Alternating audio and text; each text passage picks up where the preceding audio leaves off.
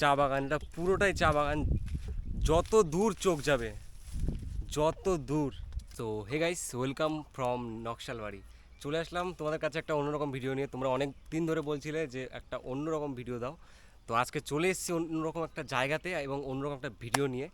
তো আমার পিছনের ব্যাকগ্রাউন্ড দেখে অবশ্যই বুঝতে পারছো কি হতে চলেছে। তো দেখতে পাচ্ছ আমার পেছনে কিন্তু পুরো চা বাগান রয়েছে। আমি এই মুহূর্তে রয়েছি আমার কাকুর বাড়িতে, নকশাল বাড়িতে। অ্যান্ড এখানকার জায়গাটা কিন্তু একদম অসাধারণ। তোমাদের যদি আমি বলি, এখানে পাশেই রয়েছে হচ্ছে নদী, আর সম্পূর্ণটা একদম চা বাগান। সব কিছু মিলিয়ে একদম আলাদা রকমের একটা ফিলিংস আসে ভাই। একদম মানে মনে হয় কি যে এখানে থাকবো। ইভেন তোমাদের যদি বলি আরেকটা জিনিস, সেটা হচ্ছে আমার কাকুর বাড়ির এখান থেকে কিন্তু পাহাড় দেখা যায়। সেটা একটা ইন্টারেস্টিং জিনিস। তবে এই মুহূর্তে পাহাড়টা দেখা যাচ্ছে না, কারণ কুয়াশা রয়েছে অনেক, সেই জন্য পাহাড় দেখা যাচ্ছে না। সো আমি রাতের বেলা ট্রাই করবো যে রাতের বেলা যে পাহাড়ে যে লাইটগুলো জ্বলে, বাড়ির লাইটগুলো কেমন লাগে সেটা তুলে ধরার চেষ্টা করব। তো চলো একটু চা বাগানের ভেতরে ঘুরে দেখা যাক। সো গাইস, চলে এসেছি। দেখতে পাচ্ছ আমার আশেপাশে কি রয়েছে, দেখে তোমাদের কি মনে হচ্ছে কি রয়েছে? যারা বুঝতে পারছো তারা তো বুঝতে পারছো, যারা বুঝতে পারছো না তাদের উদ্দেশ্যে বলে দিই, এগুলো কিন্তু চা পাতার গাছ। চা বাগানটা পুরোটাই চা বাগান, যত দূর চোখ যাবে, যত দূর যত দূর চোখ যাবে, মানে পুরোটা একদম চা বাগান। একটা আলাদা রকমের একটা ভাইব, মানে কি বলবো।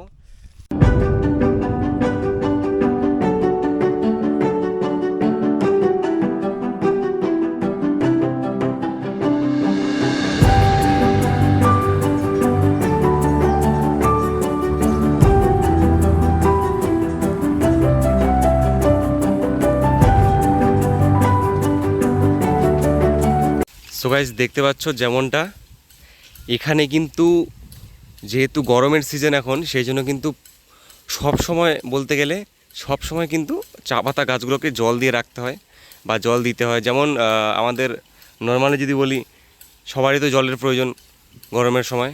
সো এই জন্য কিন্তু চা পাতা গাছগুলোকে ভালো রাখার জন্য এবং সতেজ রাখার জন্য কিন্তু জলের ব্যবহার করা হয় বা জল দেওয়া হয়। তো জল দেওয়ার যে প্রসেসটা, সেটা যদি তোমাদের দেখাই, একদম ইউনিক একটা প্রসেস।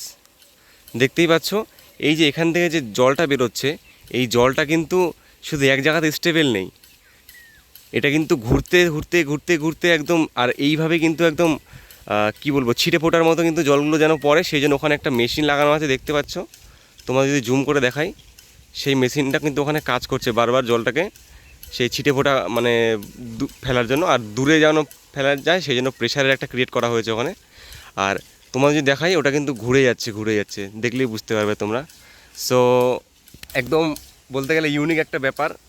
মানে এগুলো কিন্তু আমরা সাধারণত বড় বড় লোক বা বড় বড় মানুষের গার্ডেনে দেখেছি বা অনেক সময় টিভিতে দেখেছি, বাট এগুলো কিন্তু এখানে নর্মালি ক্যাজুয়ালি ইউজ করা হয়। কারণ ভালো মানের বা ভালো কোয়ালিটির যদি তোমাদেরকে চা পাতা প্রোভাইড করে, তাহলে তো অবশ্যই এগুলো করা স্বাভাবিক। এই মুহূর্তে কিন্তু আমি রয়েছি একদম নদীর পাশে, যেমনটা দেখতে পাচ্ছ, পাশে নদী আর ওপরে হচ্ছে চা বাগান। আলাদা একটা ভাই, মানে কি বলবো। আমি যেখানে এসেছি আমার কাকুর বাড়িতে, আমার কাকুর বাড়ির ঠিক পেছন দিকে একদম পাশেই কিন্তু রয়েছে একদম নদী। তোমাদের যদি দেখায়, এই হচ্ছে নদী, এই দিক থেকে একটা যায়, এই থেকে একটা নদী আসে, এসে এখানে কিন্তু মিলিত হয়। তো ঠিক এই জায়গাতে কিন্তু আমার কাকুর বাড়ি। সো এই ফিলিংটা কিন্তু একদম পুরোটাই অন্যরকম। যখনই আসি প্রতিবারই খুব এনজয় করি, বাট এইবার একটু খারাপ লাগছে, বিকজ এইবার কিন্তু জল পুরোটা শুকিয়ে গেছে। দেখতে পাচ্ছ অ্যাপ্রক্স মোটামুটি, আমি তোমাদের যদি বলি, মোটামুটি এতটা তো জল থাকে, আর জলের গতিবেগ অনেক বেশি থাকে।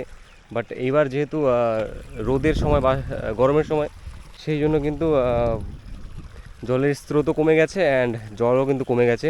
তবে ওই দিকটা যদি দেখাই, ওদিকটা মোটামুটি জল আছে এখনও, দেখতেই পাচ্ছ। তো ট্রাই করব গিয়ে সেখানে স্নান করার। আর যেহেতু বেশি দিনের জন্য আসিনি, খুব সীমিত সময়ের জন্য এসে যতটা সম্ভব ততটা ক্যাপচার করব অ্যান্ড তোমাদের সাথে তুলে ধরার চেষ্টা করব।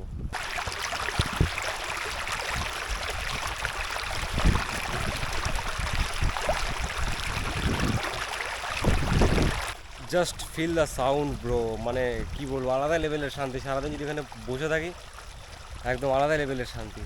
মানে সারাদিন যদি এখানে বসে থাকে কোনো কিচ্ছু মনে হবে না, কোনো স্ট্রেচ, সব কিছু একদম বেরিয়ে যাবে।